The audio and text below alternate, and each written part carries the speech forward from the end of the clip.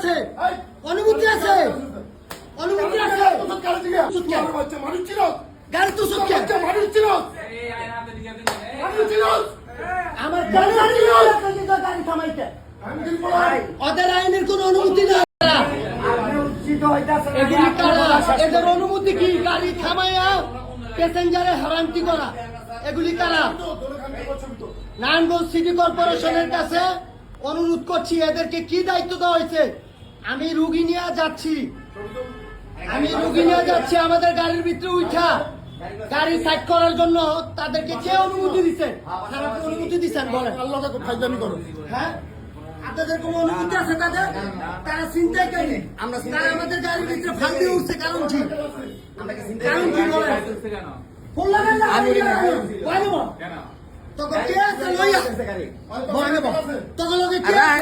অনুমতি নাই, স্যারের অনুমতি নাই। আইনে অনুমতি আছে, অনুমতি আছে, অনুমতি আছে। কার গাড়ি তো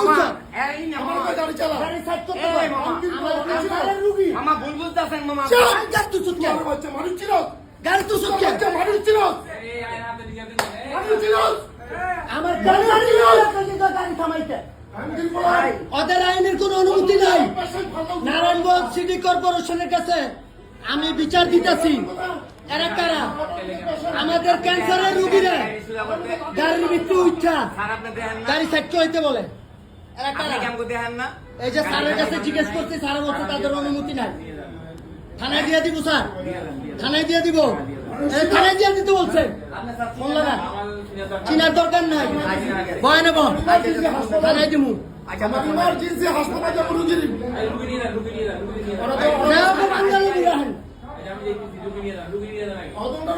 আপনাদের দায়িত্বে রেখে গেলাম, আপনাদের দায়িত্বে রেখে গেলাম। আমরা আইনের প্রশাসনের মাধ্যমে তাদেরকে দিব। আপনারা সাক্ষী, চাঁদাবাজ আর রুগী এই এলাকা চিন্তাই করেন। প্রত্যেকের গাড়ির ভিতরটা কি ভাব লইছে? গাড়ির ভিতরটা, হ্যাঁ, গাড়ি সাইড কর। তুই কোন লাইনম্যান? তুই কোন লাইনম্যান? কথা বল, কোন লাইনম্যান? হ্যাঁ, তখন নামাইছি নাম কর। ওদের ফোন তোলাই দিব। চিন্তাই গাড়ি তো ভাই, গাড়ির ভিতরটা চিন্তাই গাড়ি বাইরান না, বাইরান বাইরান ভাই, চিন্তাই গাড়ি ধরছি, চিন্তাই গাড়ি ধরছি, চিন্তাই গাড়ি ধরছি। আমার বড় ভাই ক্যান্সার রুগী, আমার গাড়ি থামে, আমার টাকা, আমার টাকা সহকারে তোকে দুজন এনে বয়ে থাকবি, এটা আপনার কাছে দায়িত্ব দিয়ে গেল।